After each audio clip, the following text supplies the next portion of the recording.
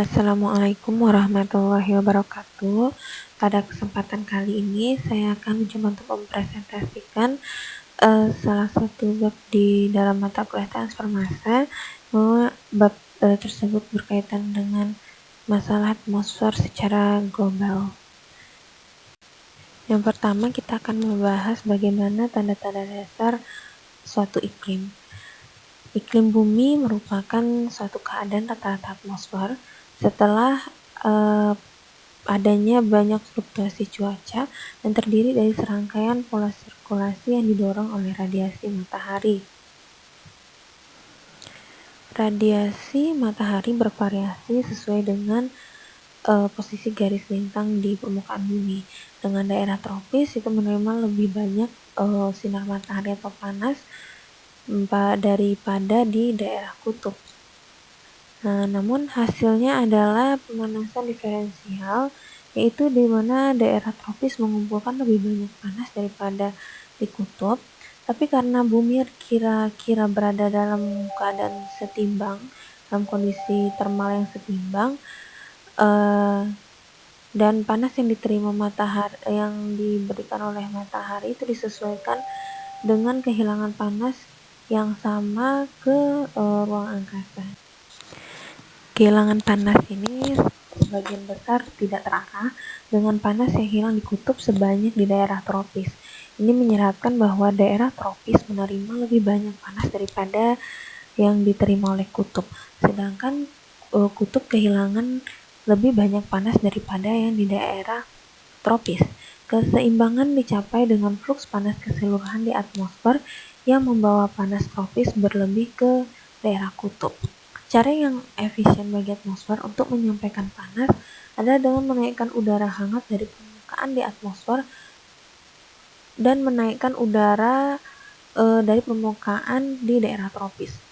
Kemudian bergerak ke kutub dan panas akan hilang sehingga udara yang ada akan lebih dingin dan kembali lagi ke ekuator sebagai udara yang dingin di permukaan. Pada slide ini ada dua gambar A dan B yang menunjukkan gambar radiasi matahari. Dapat dilihat dari gambar A, radiasi matahari sampai ke permukaan bumi dengan menembus atmosfer. Kemudian bumi akan berotasi sesuai dengan porosnya dan radiasi matahari akan sampai dan memberikan panas sesuai dengan garis lintang yang ada pada permukaan bumi. Dan sedangkan untuk gambar yang B ini merupakan tampak dari radiasi sinar matahari yang sampai ke permukaan bumi, di mana daerah tropis akan mendapatkan panas yang lebih efektif daripada daerah kutub karena pengaruh dari garis lintang tersebut.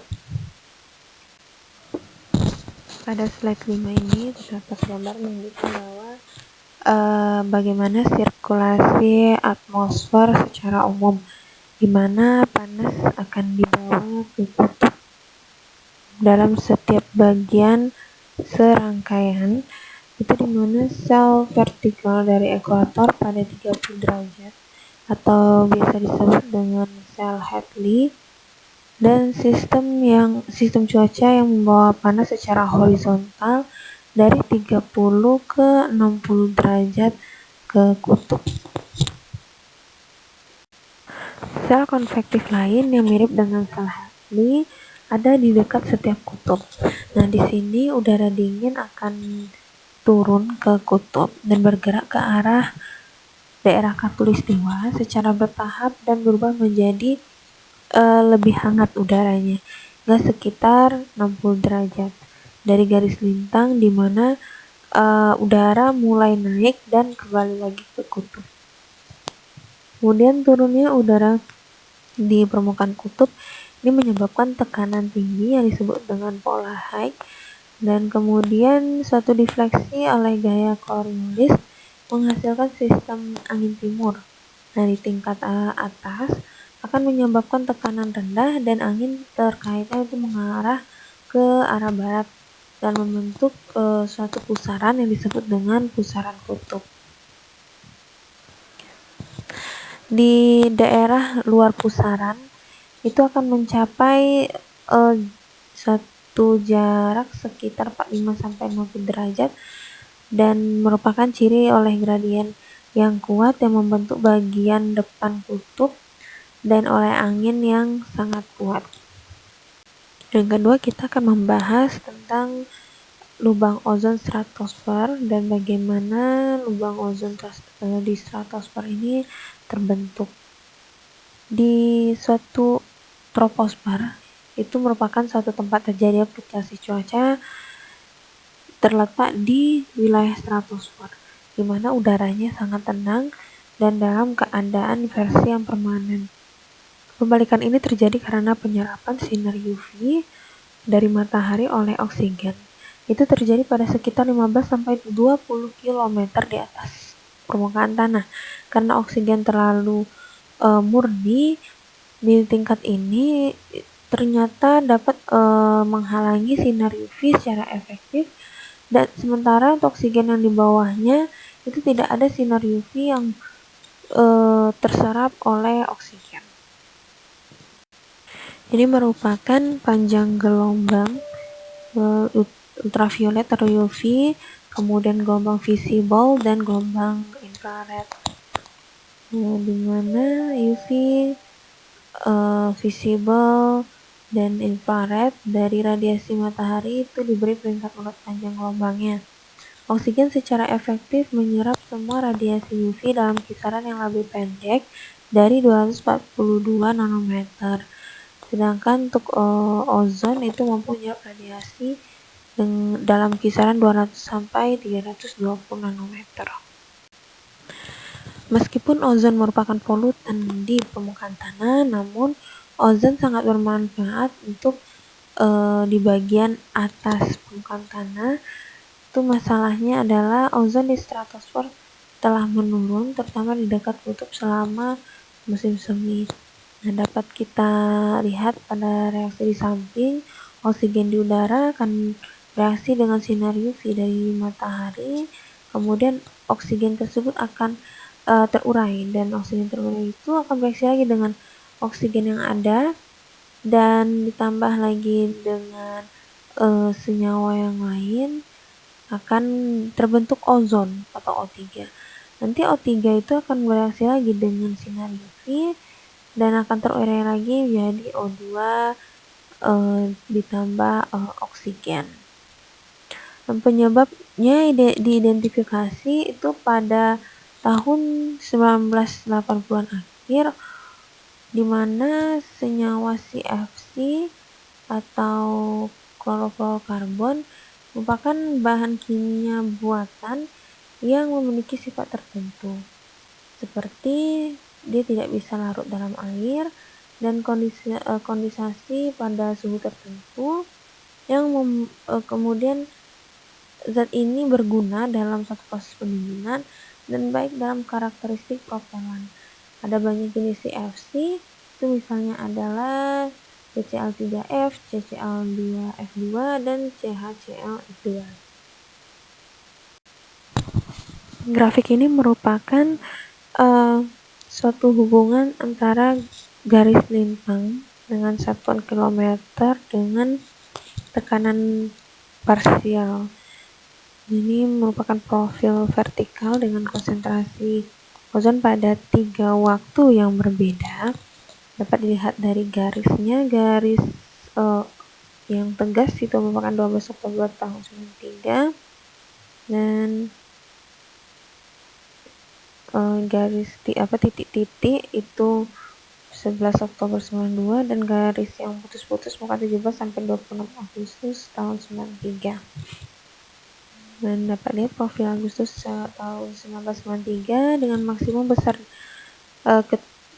dekat ketinggiannya itu 15 km, dimana mewakili kondisi normal saat sinar matahari kembali dan zat klorin itu akan menghilang.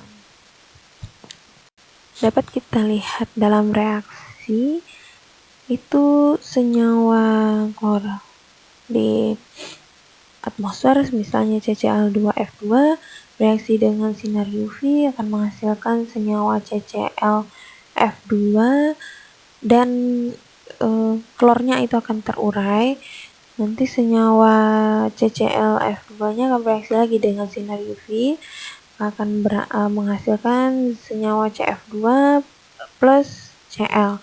Nah, untuk senyawa klor itu sendiri, karena dia letaknya di atmosfer, akan bereaksi dengan O3, maka akan menghasilkan ClO ditambah O2. Dan ClO akan bereaksi lagi dengan oksigen, akan menghasilkan Cl ditambah O2. Meskipun senyawa ini awal dianggap inert, karena di laboratorium zat ini belum diuji di bawah tekanan rendah dan karakteristik suhu 100 per kutub, dan bagaimana keadaannya jika dikenakan sinar UV. Dan senyawa ini tuh terbukti cukup reaktif dalam kondisi tersebut. Misalnya senyawa CCl2F2 itu di bawah radiasi UV, senyawa ini akan mampu menghilangkan 2 atom klorinnya. Sementara untuk grafik ini merupakan hubungan antara total ozon dengan satuan DU atau Dobson unit dengan tahun. Dapat dilihat bahwa semakin kemari atau semakin lebih tahunnya, maka kadar ozonnya pun semakin rendah. Nah, ini dapat membuktikan bahwa telah terjadi penipisan ozon di atmosfer. Nah, konsentrasi ozon yang diukur ini studi kasus di Teluk Heli di Antartika dengan rata-rata selama bulan Oktober untuk tiap tahun dari tahun 1957 hingga 1993. Nah, pada bulan Oktober ini bukan bulan yang saat penipisan ozon itu mencapai puncaknya. Konsentrasi berada dengan satuan Dobson unit 1 DU dengan 1 DU sesuai dengan ketebalan 0,01 mm ozon murni pada tekanan 1 atm dan suhu 0 derajat Celcius. Selanjutnya, melalui reaksi tersebut, atom klor tidak hanya mengambil satu molekul ozon, tetapi juga atom oksigen yang akan menghasilkan molekul ozon baru jika tidak terperangkap dalam satu reaksi tersebut. Dan untuk Cl itu klorin yang bertindak sebagai katalisator, dapat diperkirakan bahwa satu atom Cl itu dapat mengurangi siklus reaksi katalitik sebanyak ribuan kali. Nah, pada gambar sebelumnya itu menunjukkan bahwa bukti bahwa penipisan ozon terkait dengan keberadaan klorin. Nah, dapat kita simak itu reaksinya Cl ditambah CH4 menghasilkan HCl ditambah CH3. Nah, ClO ini merupakan senyawa yang dihasilkan dari reaksi Cl dengan oksigen yang ada di permukaan dan bereaksi dengan NO2 akan menghasilkan ClONO2. Grafik ini merupakan menunjukkan konsentrasi ozon dan ClO pada ketinggian 18 km di stratosfer dan pada rentang lintang selatan yang mendekati kutub selatan diukur pada tanggal 27 September 1987. Kemudian terjadi penurunan yang tajam pada konsentrasi ozon itu pada 71 derajat South yang terbukti seiring dengan peningkatan tajam yang sama pada senyawa ClO, menunjukkan peran yang dimainkan klorin dalam menghancurkan suatu ozon stratosfer. Selanjutnya, HCl atau asam klorida itu sangat larut dalam air dan beberapa diantaranya akan mengendap di troposfer, sedangkan klorin nitrat itu tidak aktif terhadap ozon. Dapat lihat reaksinya jika klorin nitrat itu bereaksi dengan uap air akan menghasilkan HOCl ditambah HNO3. Nah, HOCl ini bereaksi lagi dengan HCl menghasilkan Cl2 ditambah H2O. Nah, fenomena fisik ini terjadi secara bersamaan, di mana suhu yang sangat rendah atau turun di bawah min 90 derajat Celcius itu berkontribusi pada turunnya udara tertentu yang di bawah aksi rotasi suatu planet itu membentuk sirkulasi siklon yang berpusat pada kutub dan nanti akan disebut sebagai pusaran kutub. Gambar pada slide ini merupakan pusaran kutub pada kutub utara pada tanggal 1 Maret 2002, di mana kontur yang tinggi dari permukaan itu bertekanan 500 MB, dan karena rotasi bumi, angin akan bertiup ke segala arah yang sejajar dengan kontur tersebut. Skenario yang lebih menguntungkan adalah jika pusaran kutub pecah lebih awal di depan reaksi katalitik klorid. Dalam kasus seperti itu, bahan kimia akan memiliki kesempatan untuk menyebar ke garis lintang yang lebih rendah sehingga mengurangi dampaknya ke area yang lebih luas. Dan situasi yang tidak menguntungkan itu terjadi ketika pusaran kutub terlambat untuk diputus. Kemudian reaksi katalitik klorin itu mengambil ozon kutub secara intens, menciptakan pengurangan yang signifikan. Kerusakan itu dikenal sebagai lubang ozon. Untuk pengukuran ozon itu telah dilakukan oleh peneliti sebelumnya pada tahun 1957 di Antartika, di mana untuk menjadi bagian dari program yang lebih besar untuk mengumpulkan lebih banyak data dari geofisika di bumi dan rusaknya ozon di musim semi itu mulai terjadi pada tahun 1970-an. Baik, terima kasih saya ucapkan. Mungkin hanya itu saja yang dapat saya sampaikan pada kesempatan kali ini. Kurang lebihnya saya mohon maaf. Wassalamualaikum warahmatullahi wabarakatuh.